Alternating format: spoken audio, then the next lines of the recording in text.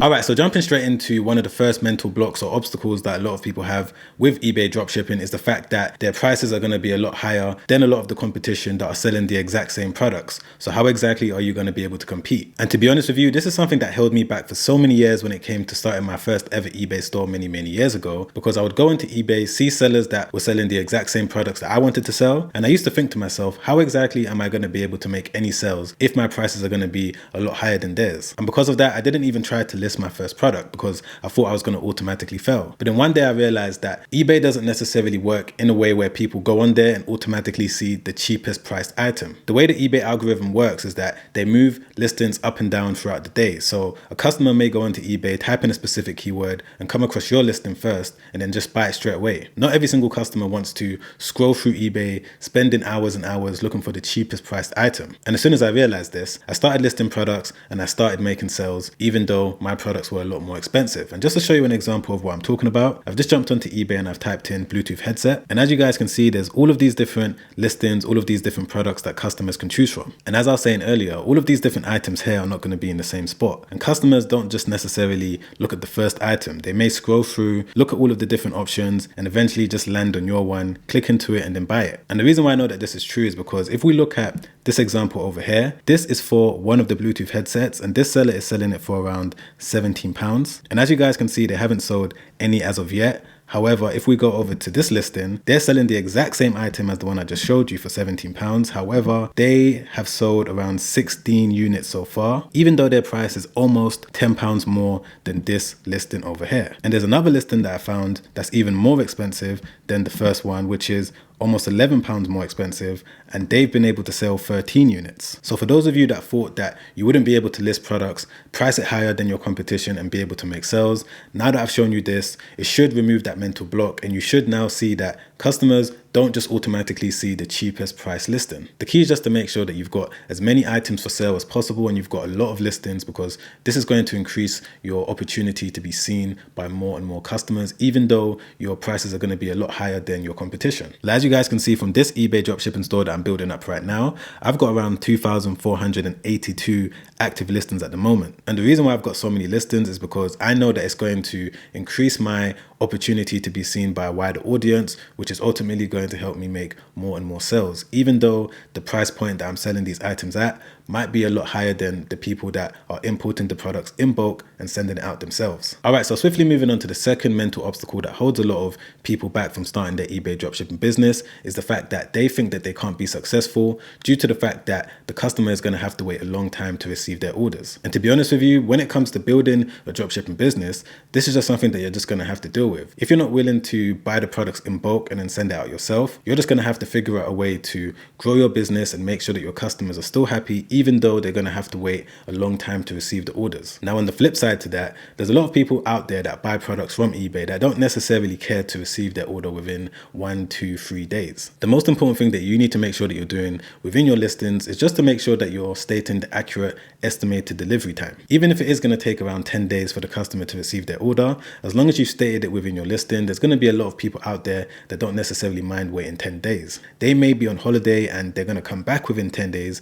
and they want their order to be there by the time they get back. And there's some people out there that generally don't mind waiting long because they don't need the order straight away. Whatever the case is, there's still thousands of eBay dropshippers out there that are making thousands of dollars every single week because there's customers that are still buying from them on a daily basis. So to give you an example of what I'm talking about, I've just jumped back onto eBay and we're going to be looking at the same product. If we scroll down here where it says postage, we can see that with this particular item, if I order it today, I'm going to get it within 3 days, which is really quick. And this seller's still not been able to make a sale. However, if we go over to this listing, which is for the exact same product, we can see that this seller sold 17 units and it's going to take around 10 days, maybe 11 days from today for me to receive the order. So this is a perfect example to show you that even though this seller is potentially dropshipping it, that's the reason why it's going to take long for me to receive it if I bought it today. And this seller is potentially shipping out themselves, and that's the reason why I'm going to get it within 3 days. That you can still make money as a dropshipper because they've sold 17 units.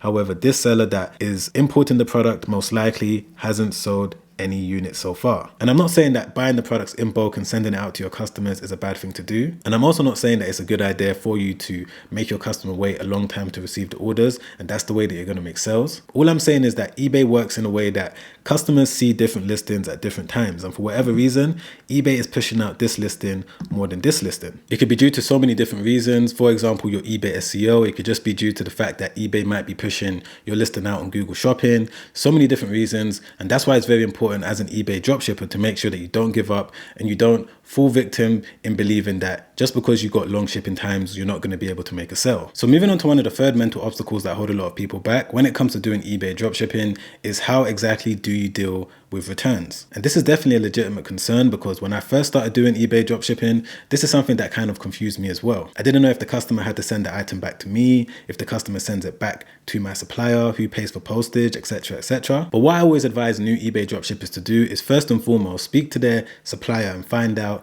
exactly what their return or warranty policy is. Once you find out that information, you're now going to be able to understand exactly how to deal with it in the best possible way. Like, for example, if your supplier tells you that you've got 30 days to return the item back to them if the item is faulty, and they're going to give you a full refund or maybe credit your dropshipping account, what that means is that you just need to put a 14-day return policy on your listings, and whenever a customer opens up a case saying that they want to return the item, you then need to find out if the customer will need to send it back directly to your supplier, or if they're going to send it to you and then you're going to send it to your supplier. So it all depends on which supplier that you're going to use and what their policy is. So for example, one of the main suppliers that I use, they're originally based in China, so that's where they're located, but they have locations all around the world. So even if I'm sending items directly to my customers in the UK, if my customer is not happy with the product for whatever reason, it doesn't work, etc., then my customer can send it back to the location within the UK, so it's not going to cost me too much money in postage cost. And then from there, the facility in the UK is going to gather up all of the different returns from various different dropshippers, and they're going to send it back to China in one go. So that's the way that my supplier does it, but in your case, it might be a little bit different. But whatever the case is, you just need to find out what the warranty or return policy is